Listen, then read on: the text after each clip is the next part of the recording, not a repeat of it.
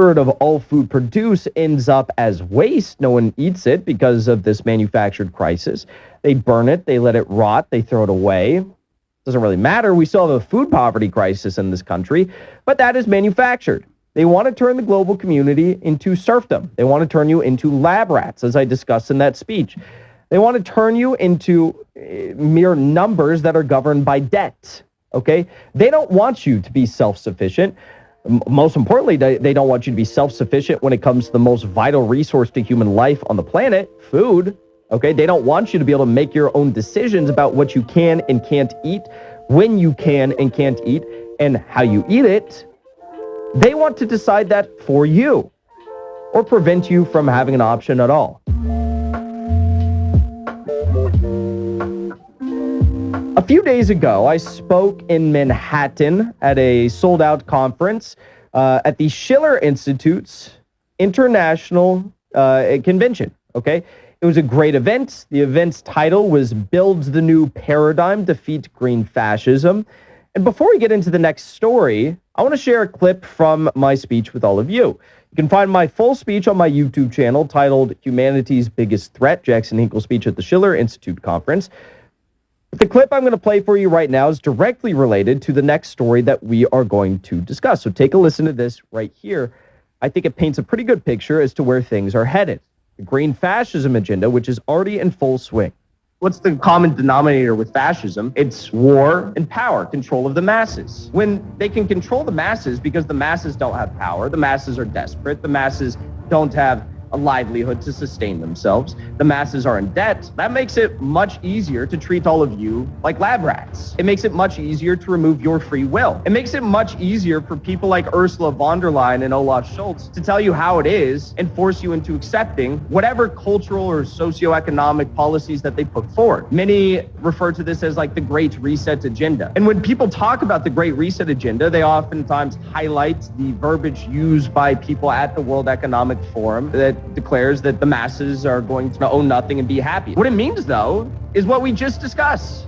They're going to govern all of you by debt. Why do you think they're going after the farmers all across Europe right now? They've told these farmers for years, increase your cattle production, increase your livestock production. What that means for the farmers is they have to buy more fixed assets every year to produce more and more. And then this year, they go back to all those Dutch farmers and they tell them, well, we have a nitrogen issue and you actually have to cut your nitrogen production by half. Well, that leaves all these farmers with fixed assets that they still have to pay off, but they can't do so because of the fact that they are in debt and they can't produce anything to make money. My prediction is that when this winter hits, the ramifications of these policies begin to impact average people across Europe, Germany, France, the UK in particular, Sweden probably as well. People are going to riot in the streets. People are going to lose their minds. That's already happening. There's massive protests all throughout Europe, tens of thousands of people that are getting on the streets and saying, freeze the energy prices, don't freeze us. And they're going to respond in kind with state-sanctioned violence. I am hopeful. I don't know about you guys. I'm hopeful. And I think that together,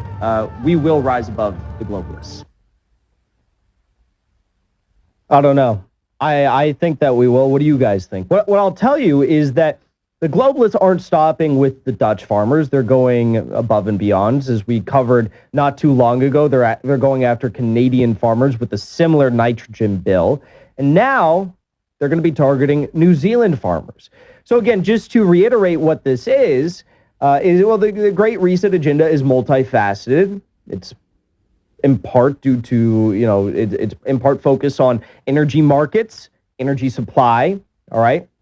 It's incredible what we're witnessing right now. They're telling us that we need to go to green energy, a low-yield energy that's, not anywhere near as cheap as fossil fuels, while still 1.2 billion people across the world don't use any energy on a daily basis because they don't have access to it.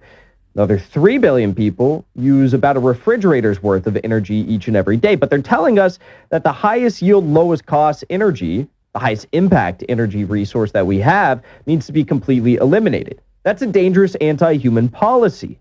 Well, they're also going after our farmers. Why do you ask? Well, farmers stand really, truly as the last bulwark against the Great Reset agenda. It's why George Washington, who led our country to its freedom in 1776, said that farmers are the most respectable farming. Agriculture is the most respectable form of employment that a man can take up.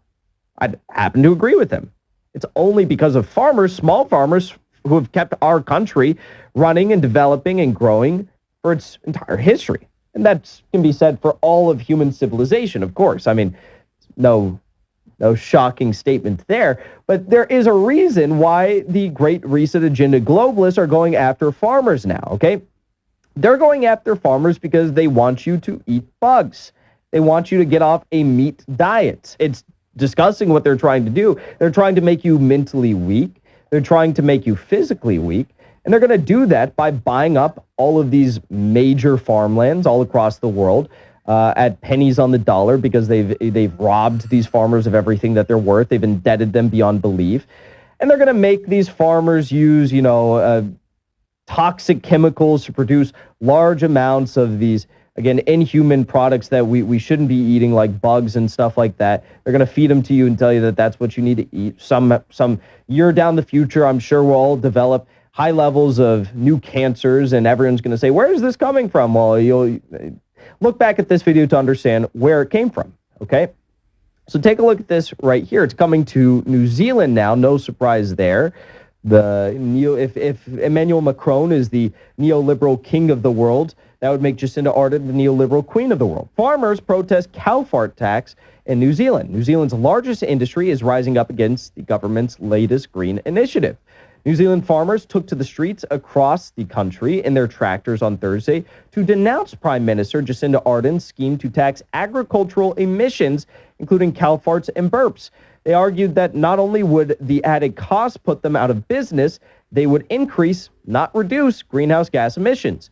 Farmers advocacy group Groundswell New Zealand organized the protests in over 50 towns and cities, some filling the streets with dozens of tractors. Quote, several hundred to a few thousand people were predicted to join in, but media reports claim turnout was underwhelming. Farmers at the protests argued that the tax would not only drive them out of business, but ultimately increase emissions by forcing farmers in other countries with less efficient practices to take up the slack. They pointed out that the tax does not take into account the trees and bushes farmers plant on their land, which take carbon out of the atmosphere. That would be what is referred to as a carbon sink. Some said they would refuse to pay it. The new regulation, which has yet to obtain final approval, would tax farmers based on the estimated methane and nitrous oxide gas generated by their livestock herd starting in 2025. Payments would come due every 1 to 3 years, and every farmer who reached a certain threshold for herd size and fertilizer use would be affected. The government has argued farmers could recoup the money by charging more for environmentally friendly products. Though with a recession menacing most of the world's developed economies, it's not clear who will be able to afford them. Farming is a massive industry in New Zealand, where there are twice as many cattle as people and 5 times as many sheep, and dairy is the country's chief export. Accordingly, the industry makes up about half of its greenhouse gas emissions, and much of that is the methane that comes from burping cows. That hasn't stopped critics of the legislation from dubbing it the cow fart tax, a popular misconception stemming from the unfortunate wording of U.S. Congresswoman Alexandria Ocasio-Cortez's 2019 Green New Deal bill. Except that was a draft of the real bill that they actually leaked. So it wasn't all that much of a misconception because it was in a draft document, okay? But what I want to say here is that it's not just about forcing you to eat bugs. It's not just about, trying to, force you into eating these disgusting, vegan alternatives that no one really wants to eat. I mean, if you do that for your own personal health, whatever. It's not about that at the end of the day. What this is really about, what the primary contradiction here is that they are trying to eradicate self-sufficiency amongst the masses. You understand that all of the various crises that we see in the world are manufactured, okay? When it comes to a lack of food for the global community, that is a manufactured crisis. We could produce more than enough food to supply, the means for probably 3 trillion people on the planet. That's I'm not exaggerating. I'm not trying to make a joke here. I'm dead serious. Right? There are no limits to growth. We could do that. We could provide more than enough food for everyone on the planet right now. In fact, every year, I believe in the United States, about 1/3 of all food produced ends up as waste. No one eats it because of this manufactured crisis.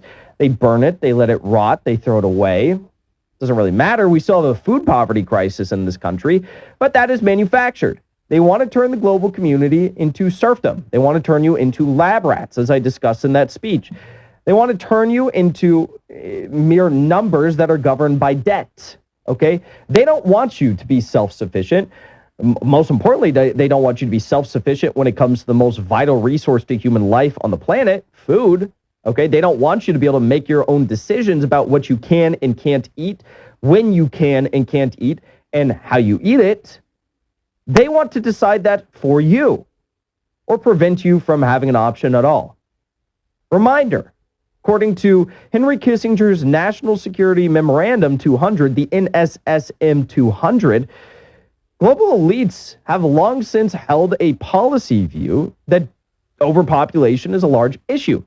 They believe that the world would be much better off with the world's richest 500 million or 1 billion elites who all believe that men can get pregnant and kids under the age of 18 should be having their genitals mutilated by various, top-ranking collegiate hospitals all across the United States. They want a population of, the richest 500 million people who believe that free speech is a bad thing. And all white people are inherently subhuman and racist. That's what they want, okay? They want a population of the 500 million richest people who won't ask questions about eating lab-grown meat or about eating the bugs, getting their 17th COVID jab update. That's what they want. They want depopulation. They view the masses as excess, as a stain on humanity, a stain on the planet, rather. They view humanity as a cancer unto this planet. That's what they actually think. And again, I'm not making this up. And it's already a program that's on full display across the world. There's a reason why they limit industrialization all across the planet. There's a reason why they are putting forward these plans right now. There's a reason why over the past decade, they told farmers in countries all across the world. They told farmers, Dutch farmers, for example, to increase your cattle production, increase your livestock production. Then they come back 10 later and they say, oh my God, your nitrogen levels from your cattle and livestock production is way too high. We need to cut that by half. What are those farmers going to do? They bought all these fixed assets to sustain the development of their farms and of their cattle and livestock production at the masses and the levels that the governments told them to set about so they could export enough to sustain human life. But now they can't because the government's saying that there's too much nitrogen in the air. Well, that means that they're going to go under. They're going to have to file for bankruptcy. And who's going to come in? Bill Gates will come in and save the day because he's got a plan, just like he's got a plan for Europe with this energy crisis. Oh, yeah, remember that? Yesterday, he came out and said that the European energy crisis is actually a good thing because it's going to force the adoption of renewable energies, or as we like to call them here, unreliable energies, for the global markets, because we can't trust free markets to bring about renewable products for the masses. We have to have a carefully crafted plan to make sure that that happens, all right? We also have to have a carefully crafted plan to make sure that you own nothing and are happy. Don't ask questions, go along with the plan. That's what Bill Gates wants you to do. And that's what apparently now Jacinda Ardern wants you to do in New Zealand.